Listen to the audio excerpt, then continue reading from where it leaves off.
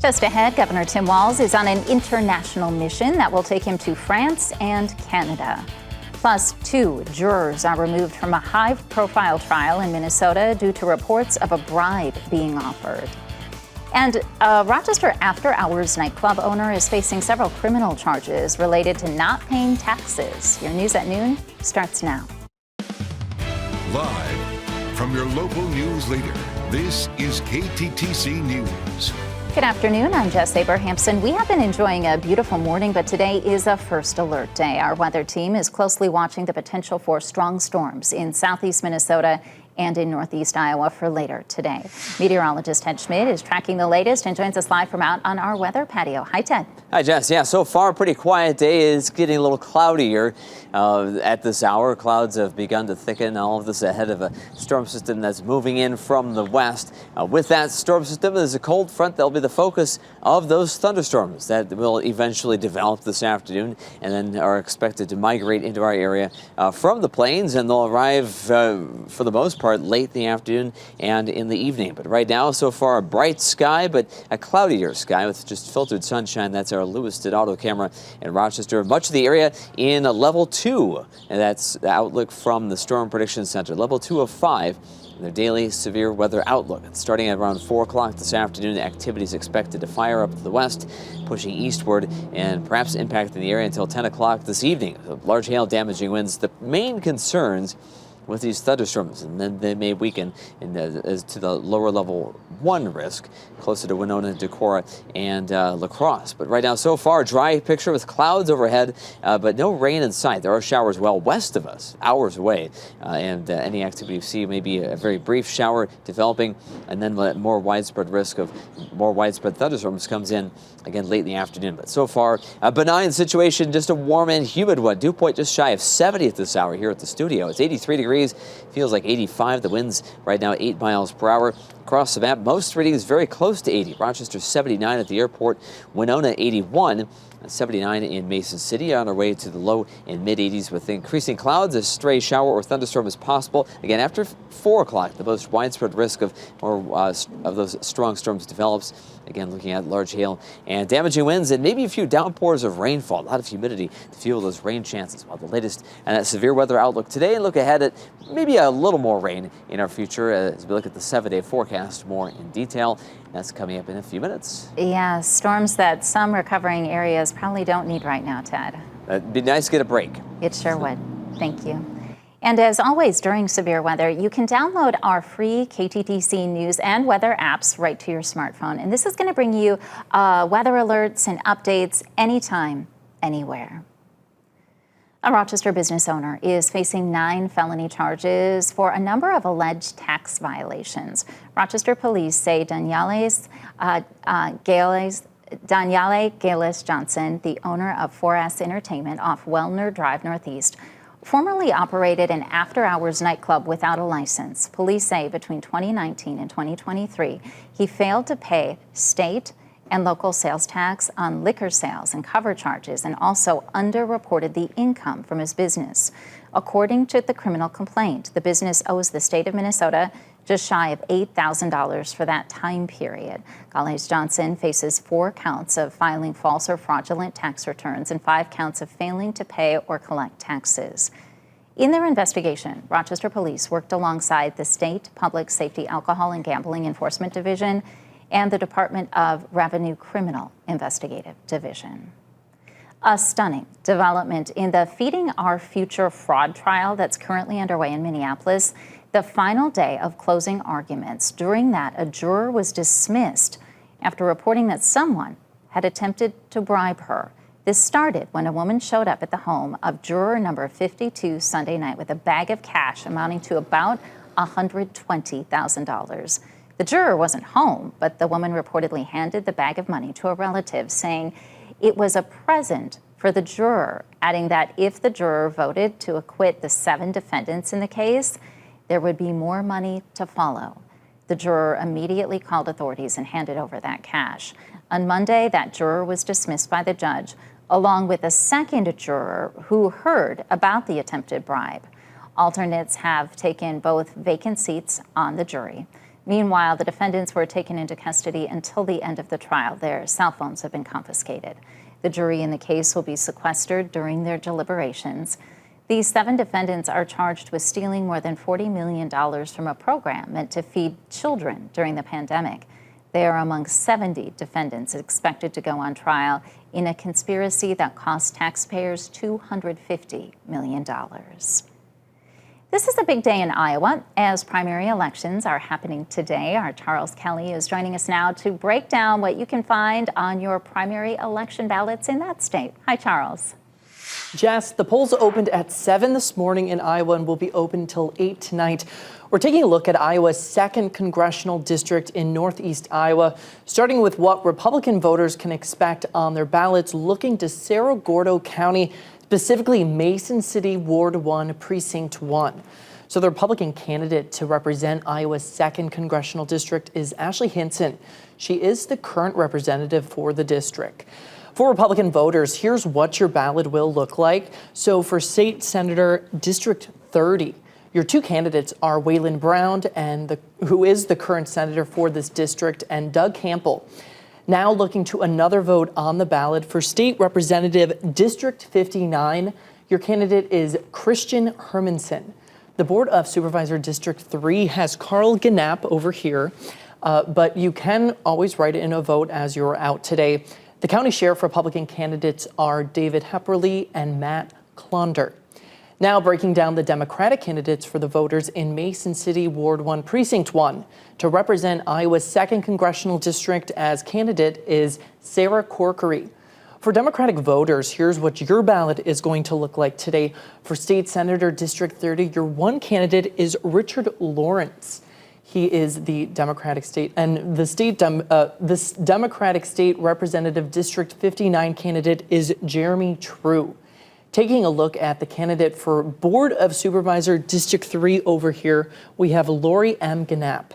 The county auditor has Adam Wedmore as the Democratic candidate, and for county sheriff, we have Brian Koob. These were sample ballots that can be found on your county auditor website that you can look at if you haven't headed to the polls yet today. Live in studio, Charles Kelly, KTTC News. Yeah, big political year, election year, taking the next step today for Iowa. Thank you, Charles. Governor Tim Walz is traveling to 2 foreign countries this week. The governor will be in France to commemorate the 80th anniversary of D-Day. He will attend the presidential ceremony there on Thursday and recognize the Minnesotans who fought in World War II. His office points to the many ways Minnesota soldiers displayed bravery, heroism, and sacrifice in combat during the Second World War. Following these observances in France, Governor Walz will be traveling on to Canada, where he will lead a trade-focused business delegation. Walz will attend the U.S.-Canada Summit in Toronto and the Conference of Montreal in Quebec during his 3-day visit. He's going to be speaking at both of those events. Minnesota's exports to Canada in 2023 were valued at $7 billion, and that makes Canada Minnesota's largest export customer. Today brings opening statements in Hunter Biden's criminal gun trial. A jury of 6 men and 6 women was chosen Monday. Ryan Nobles is in Wilmington, Delaware, with more on what we can expect. The jury is seated and we are ready for opening statements in the federal gun case against Hunter Biden, the president's son.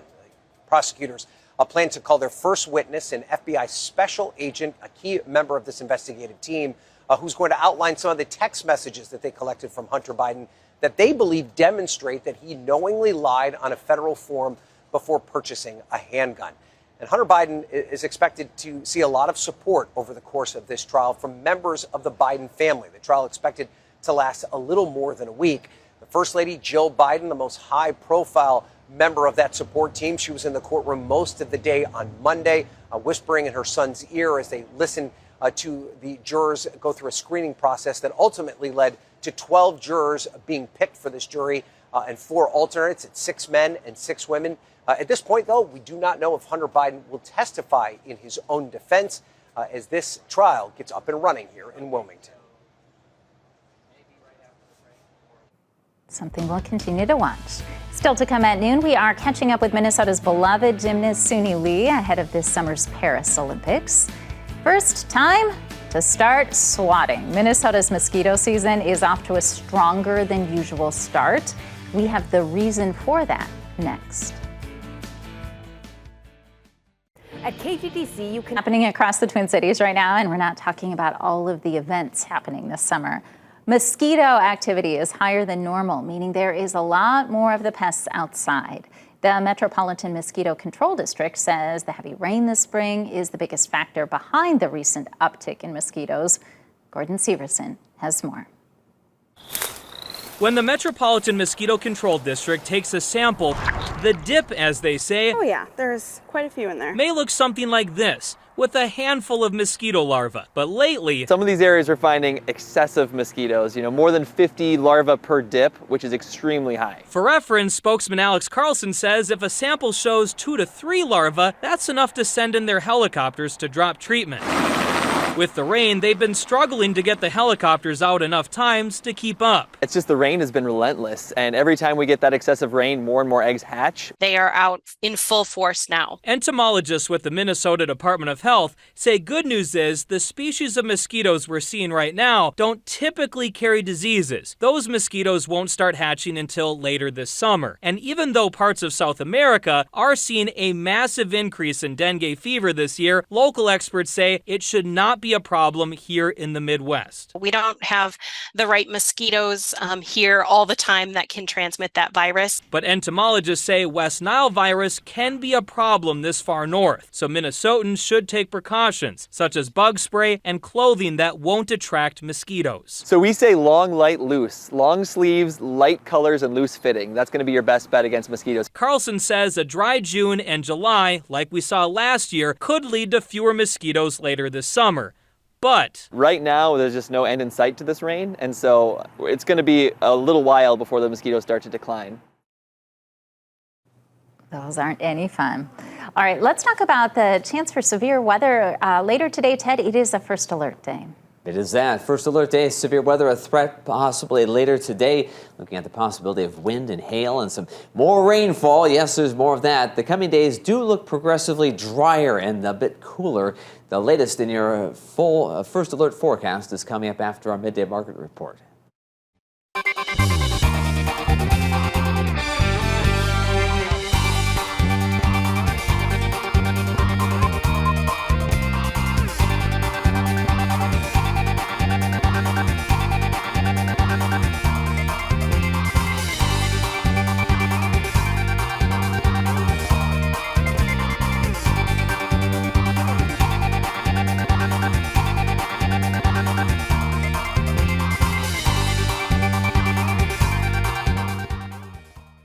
Missed part of our newscast? KTTC. We are just hours away from the potential of some strong storms, so let's get the latest on a first alert day with meteorologist Ted Schmidt. Yeah, just a very warm and humid day, and of course, conditions like that oftentimes set the stage. They prime the atmosphere for thunderstorms, and that's kind of what we're facing later on. There's a cold front approaching from the west. That will be the focus of some of these thunderstorms that will develop and then move into our area for the tail end of the day and certainly this evening. But right now we have just filtered sunshine, temperatures just shy of 80 here in Rochester. It's 79 officially. We have gray skies, or at least the bright white skies, clouds taking over. That's some of our Lewiston Alva cameras right now. First alert day today for the rest of the day as we look at the possibility of strong storms developing into the west, coming in as early as 4 o'clock in our western counties. Most of us really wait until evening. That's when the greatest threat of thunderstorms will be going on after 6, 7 o'clock, closer to maybe sunset. Area-wide looking at least level 2 risk. Some spots level 1 risk to the west as activity may weaken and moving through the area. But right now just a canopy of cloud cover overhead. And some of this cloud cover is kind of limiting the instability in the atmosphere. So that's one thing we're watching today. There's plenty of moisture to fuel thunderstorms, enough buoyancy, enough instability to produce storms, but the most widespread severe outbreak may be west of us. We may not necessarily look at the greatest outbreak of the season, the largest, but there is still the chance of damaging wind gusts and perhaps some hail in some of those storms. Also, the silver lining here is as activity develops, it may be moving a little more quickly, so the possibility of locally heavy rain is diminished. 79 right now in Rochester. It's 79 in Albert Lee. Mason City just shy of 80 this hour. Dew points are just shy of 70. It is a very warm, humid day. A little bit of breeze trying to stir the air. Look for the possibility of strong storms today. Chance of brief showers tomorrow with some energy riding in behind a secondary cold front as things get a little bit cooler and a little more seasonable in the coming days. But right now, temperatures in the 80s are running a little bit ahead of schedule. Typically, 75 would be the seasonal standard this time of the year. We're going to be almost 10 degrees above that, though. Extra cloud cover, bit of a south breeze today in future track computer modeling, looking at the possibility of isolated showers and storms. At first, may not necessarily be severe. We're looking at the possibility of a few of those showers and brief rumbles of thunder between around 2 and 4 o'clock. Severe risk begins to develop after 4 from the west with that approaching cold front. Watch the activity moving across Interstate 35 around 6 or 7 o'clock. Pushing eastward, perhaps reaching Rochester around 7:30, 8 o'clock. And then by the time we get to 10 o'clock or so tonight, showers weakening. And after midnight, they move out of the area. Skies clear pretty quickly behind that. Kind of a diminished breeze tonight. But then another breezy day tomorrow, though, as a cold front moves through, and that'll kick up the winds. Brief light showers possible in the afternoon and early evening tomorrow with that secondary wave of energy. But again, not severe weather tomorrow. Thursday, another windy day. Winds at times 30 miles per hour. Extra sunshine, though. Rain chances on Thursday well north of us. So we'll stay dry Thursday. But it'll be a breezy, cool day with temperatures barely getting to the 70s. That's that cooler air coming in. But Friday looking slightly breezy and a little more seasonable. And the weekend looks terrific. We subtract the wind. Keep the rain chances out, and temperatures look fantastic. Right now, rain chances really ramping up. 5 or 6 o'clock, a few storms here in the Rochester area. Strong activity 7 or 8 o'clock, weakening beyond that after sunset toward midnight. If you're heading into the polls, Forest City looking at some thunderstorms developing as early as 3 or 4 o'clock. Strongest activity 5 to maybe 7 there. And then scattered storms still going on until 9 o'clock or 10 o'clock there. So looking at that time frame, 6 or 7 o'clock, the greatest risk of severe weather in Forest City. And then heading into the polls around Charles City, a little farther eastward. More strong activity holding on at least as late as maybe 9 o'clock as activity migrates eastward. Mid-80s in the afternoon, cooling to the 70s and even 60s beyond those showers as they cool the air a bit. Strongest activity in Charles City 7 to 9 o'clock and then weakening by midnight tonight. Rainfall, as activity is more progressive, the likelihood of an inch of rain very low. It looks like less than an inch, and that's a good thing. We have had a lot of areas of flooding recently and most likely not seeing as much as an inch of rain in all but maybe a couple of storms, but for the most part, lighter amounts than the activity on Sunday. Strong storms today in some cases, but brief showers tomorrow. Drier weather heading into the weekend. Today, showers and thunderstorms, warm and humid, peaks of sunshine 83. South winds at times 20, maybe 25 miles per hour. Tonight, some strong storms and some brief downpours of rain still possible this evening, but at this point, not a lot of really widespread heavy rain. 55 tonight, skies will clear after midnight. And tomorrow, some sun and clouds and a brief shower in the afternoon. A gusty west wind, 25 miles per hour, 77 for your Wednesday afternoon, and low 70s Thursday. Weekend looking terrific. Finally, weekend stretch with no rain, severe weather, wind, and really not much humidity. It looks so comfortable for a while. A lot of 70s. Yeah, and we're going to be ready for a quiet stretch after tonight. Exactly. Okay. Remember our apps and our online weather tools, so helpful in keeping families safe. That's right. You know where the storms are. You know what's impacting your area and when you need to seek shelter. And also it tells you when lightning is nearby. So if you're out and about, you want to know when that's going to be a threat. Absolutely. Thank you, Ted. As excitement builds for the Paris Summer Olympics, we are catching up with our amazing Minnesota gymnast, Suni Lee. Take a look. Whenever you're ready, Suni. Let's get this party started. College was really fun, especially Auburn. Like, the community was amazing. I think the best part was going to football games and like tailgating. And is there like a cheer or something that everybody does at the football game? Wait, what if I say it wrong That's and all okay. the Auburn fans come for me? Body get it, body get it, ba, rah, rah, rah. Weagle, weagle, war damn eagle. Love that, yeah. Suni Lee, St. Paul, Minnesota, gymnastics. She is going to win the Olympic all-around gold medal.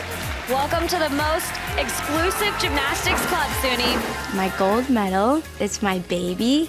When I look at it, I just think of how proud I am of myself because I didn't even think I could make it to the Olympics, let alone win a gold medal. So to have this like in my hands and like to be able to say that I won the Olympics is like so crazy.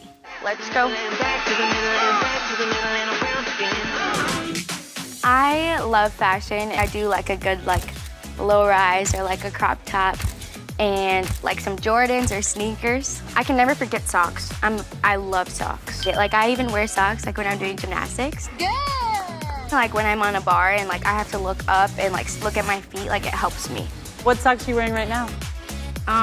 Some white socks, I think. Yeah, I think they're from Target.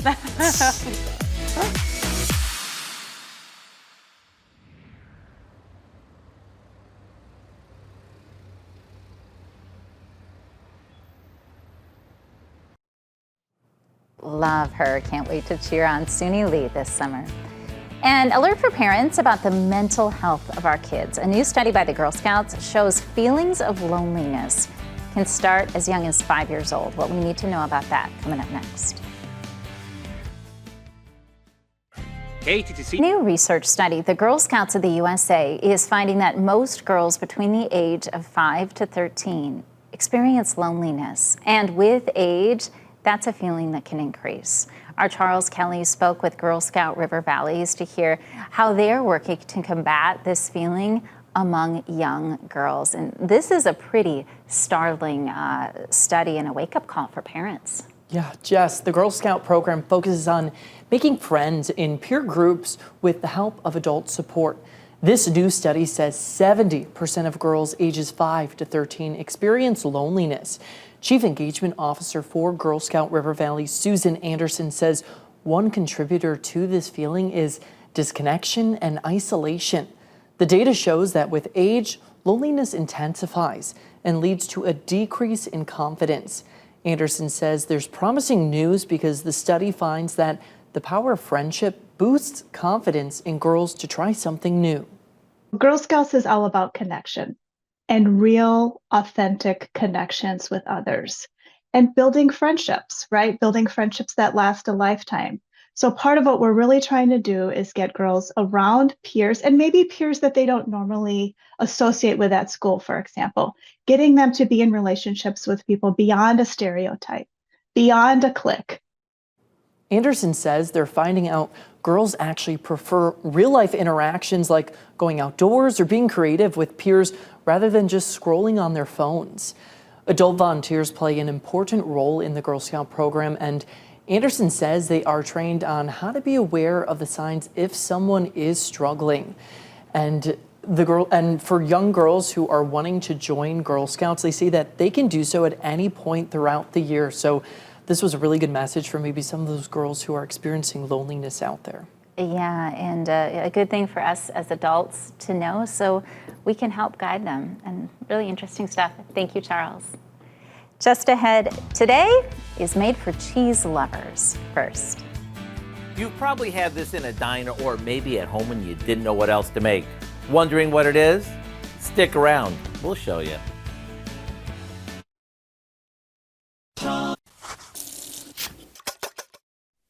Every once in a while, we choose a recipe that seems so simple. You might think, who needs a recipe for that? Today's recipe might sound like one of those, but once you taste it, you'll understand why it's so special. First of all, when it comes to buying tuna, I don't believe that all tuna is equal. Maybe I'm a tuna snob or it's just the way I grew up, but for me, tuna should be white, solid, and packed in water. And then it needs to be drained really well. You can do that by pressing the lid into the can, or you can pick up one of these tuna presses, which makes this a breeze. After it's flaked, we add some mayo. And then to make this the ultimate tuna melt, some Italian dressing and sweet relish. After it's mixed, we place a few slices of tomato on some rye bread, top it with the tuna, and layer on some cheddar cheese. When this gets baked long enough for the cheese to melt and the bread to get all toasty, it's done. And since we leave this topless, it's best to eat this with a fork and knife. The recipe for what we call the ultimate tuna melt is on our website and would be perfect to serve with a bowl of soup and some chips. I'm Howard of the Mr. Food Test Kitchen, where today we found a basic yet tasty way for you to say, ooh, it's so good. It's good he added a couple slices of cheddar to that tuna melt because today is National Cheese Day. Die-hard cheese fans already had the chance back in March to celebrate. The 2024 World Championship Cheese Contest was held in Wisconsin, crowning its champion. A Hornbacher cheese from Switzerland took that title. But there are so many varieties of cheese we can enjoy, whether domestic or imported. It's a snack that stands alone or in so many recipes. Maybe even a simple grilled cheese sandwich, pizza, or good old mac and cheese. And Ted, I think we're fans of all the above. Yeah, I have cheese pretty much every day. Some form of cheese. Yeah, at the very least, is cottage cheese. I have some of that too. You do have plenty of cottage cheese. I think that your wife must pack that in your lunch you bring to work. How's it feeling out on the weather patio? This is a first alert day as we're anticipating some strong storms later on. Right, yeah. We are looking at the possibility of severe activity, a concern that would be in the tail end of the day and during the evening. Nothing is happening right now. We are under the threat, though, of severe weather again later today. And right now, it's kind of a cloudier picture. At one point, it was a nice shade of blue, the sky overhead. Now it's mainly kind of gray. That's the current view. Looking to the west from CC Heights with our Lewis Dodauto camera, level 2 risk of 5. And the severe weather outlook from the Storm Prediction Center, right now the primary concern, damaging wind gusts. Hail is a possibility. Tornadoes can't be completely ruled out, but again, at this point, damaging winds, that kind of the higher concern for most of us, especially in the orange area, and that would be happening again after 4 or 5 o'clock this afternoon. And more than likely, really here as far east as Rochester, maybe even later than that, 7, 8 o'clock tonight. Activity is expected to fire up to the west later today and push into our area through the course of the late afternoon and evening. Again, right now, a lot of clouds, no rain in our area. There are showers west of us, no severe weather happening now. Not yet. Right now, it's 84 degrees. We've moved up a degree at the airport. Rochester winds are getting a little breezier. They will begin to gust to around 20 or 25 miles per hour, stirring the air at dew point 68. You kind of hope for a little bit of a breeze with dew points approaching 70. It's a very muggy day. This is as warm and as humid as it has felt all season. 81 in Winona, Rochester 79, Austin 79, and Mason City 79, as much of North Iowa is heading to the polls with that primary election happening today. 83 the expected high today, another couple degrees. We move up with a gusty breeze and some late afternoon showers and thunderstorms. Severe weather still a concern again after 4 o'clock later today. Ted's Trivia, the Planet 55 Cancri E, interesting name, a planet twice the size of Earth in the Cancer constellation, is made mostly of what unusual material? The planet is made of one of those things. And it's huge, too. We'll have that answer coming up in a few minutes. Wow, if it's gold, I would imagine there's going to be some trips being planned there, some exploration. Yes, start planning. Make your plans. Thank you, Ted.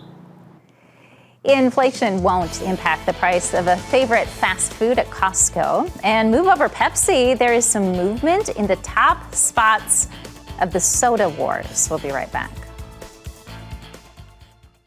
The Cola Wars today. Pepsi is no longer the second biggest soda brand behind Coke. That honor now goes to Dr. Pepper. The carbonated beverage with a blend of 23 flavors has inched ahead of Pepsi as the #2 soda in the country. That is according to sales data from Beverage Digest, which showed that Dr. Pepper and Pepsi both had just over 8% of the soda market in the U.S. by volume, but Dr. Pepper is technically ahead.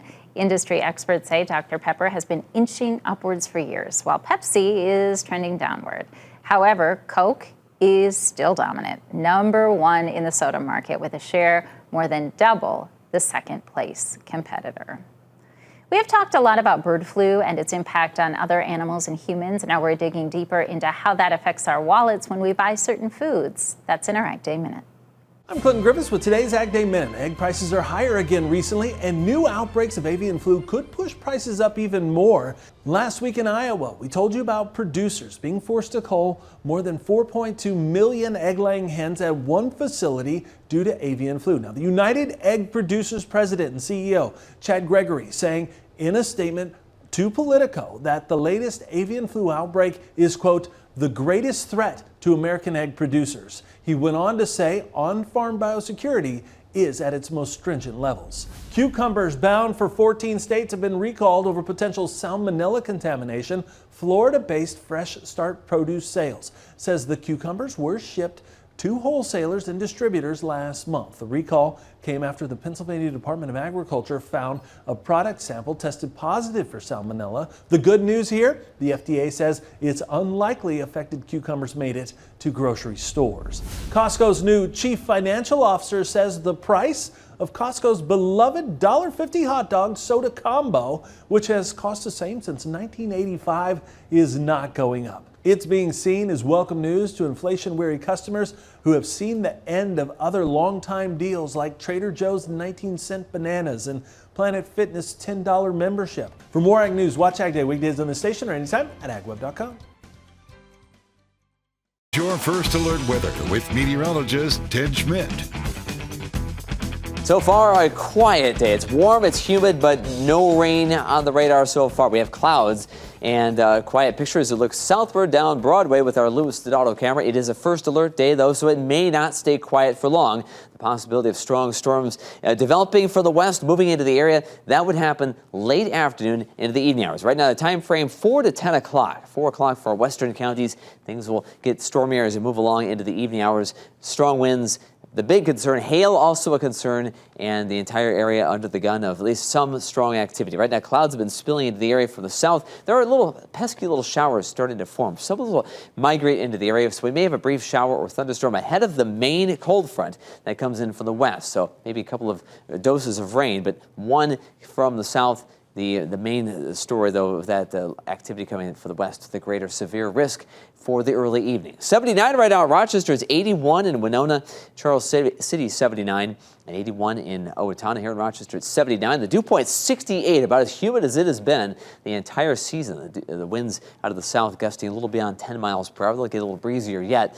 Stronger storms possible later today to the evening hours until just after sunset. And then tomorrow, another round of rain, brief light showers, not severe weather. Tomorrow, breezy, slightly, certainly less humid and slightly cooler day. And beyond that, the end of the week looks a little more early June-like. In other words, not the 80s, something a little more typical of early June. That would be the 70s, and we'll stay in that range for several days. But future track today, clouds, look for some temperatures in the 80s, maybe cooling a bit as showers move through. Look for periods of rain, isolated storms developing from the south, coming in for the early afternoon until about 4 o'clock. Then we see that long line of storms coming in from the west.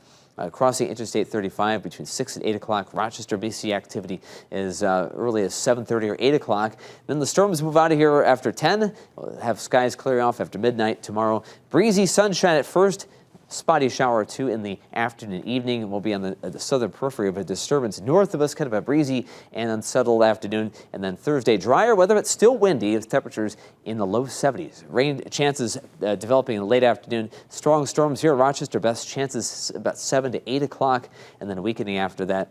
And looking ahead at Charles City, thunderstorms developing in some cases as early as 3 or 4 o'clock, but the strongest activity about 6 to 9 o'clock this evening in the Charles City area, North Iowa. And that is, again, polls still going on until 8 o'clock there for the primary election in Iowa. 83 today. Look for increasing clouds across the map, showers and some thunderstorms late in the afternoon. South winds at times 25 miles per hour. Strong storms possible this evening until 9 or 10 o'clock, then clearing off after midnight with a diminishing breeze. 55 degrees tonight, and a brief shower tomorrow afternoon, 77. There will be some sun at times, also some gusty west winds around 25 miles per hour. Another breezy day Thursday, and then the look at the weekend looks terrific, 70s and a lot of sunshine, and maybe a little rain early next week. Ted's Trivia, the planet 55 Cancri E, a planet twice the size of Earth in the Cancer constellation, long way away, is made mostly of what unusual material? You know, I'm fascinated by a planet made of gold, and I think we should go there if there is one, but it just seems too good to be true, so I'm going to go with lead B. It's actually better than that, Jess. Diamond. Diamond. A giant planet twice as Earth, all diamond. That's hard to even imagine. Yeah, that's a huge, I mean, imagine how it would not fit in your ring, but could you imagine that walking around? I can't, but that's pretty awesome. Thank you, Ted. We are seeing pink. As nearby as Wisconsin, flamingo numbers are on the grow in the U.S. We're going to tell you why just ahead. The exotic and beautiful American flamingo is finding its way back home. For years, the birds have mostly lived in Cuba, Mexico, and the Bahamas. But thanks to Hurricane Idalia last fall, many of these birds were relocated to the Sunshine State, and some just decided to stay. Sam Brock has the story from Zoo Miami. This morning, flamingos in Florida are giving people something to talk about. The slender pink birds, known for their bright-colored plumes, once lived in the state by the thousands. Now they could be flocking back to their old stomping grounds. Florida is ideal. It is not too cold in the winter. It is temperate by and large. It has large remaining wetlands. According to an Audubon Florida survey, at least 100 flamingos have been spotted in the Sunshine State, with the largest batch in the Florida Bay between Everglades National Park and the Keys. Their reemergence, courtesy of Hurricane Idalia, redirecting them last fall. We have about 30. There's 30 here now. Has flamingo fans like Ron McGill of Zoo Miami pumped up about the possibilities. There were flamingos that went to Wisconsin. There were flamingos that went to Georgia, Alabama. Those flamingos, after a couple of weeks, said, we're out of here. Flamingos in Florida said, hey, wait a minute. This is kind of nice. This is kind of nice. McGill says years of efforts and billions invested in restoring the Everglades is making this flamingo renaissance possible. The exotic beauties were nearly wiped out by the turn of the 20th century, not just because of destruction of their Everglades habitat, but at the time, flamingo feathers were worth more than gold. Now, the bird's unexpected return has captured hearts and imaginations. So close, such beautiful colors, really nice to see. The accidental tourists, stunning residents in Wisconsin last fall, who saw pink pop up on Lake Michigan. I had tears in my eyes. Restoring Florida's flamingo flock back to historic levels is one of Zoo Miami's goals. Gosh, if they stay here through the winter now coming up, that'll be a huge thing. Flamingos are already Florida's lottery mascot. Now there's even a push to have the pink icon unseat the mockingbird as the state bird. Come on, it's flamingo! And a mockingbird, a flamingo! Mockingbird, come on. It's a travesty. It's a travesty. We got to get this done.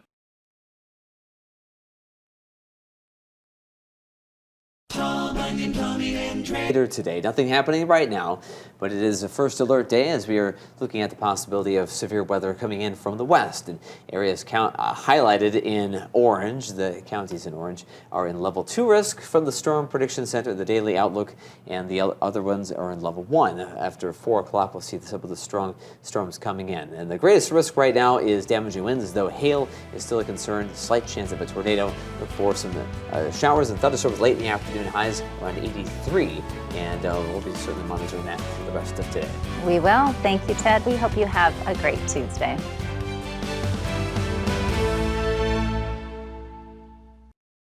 Hey, Minnesota, I'm doing the hustle, the half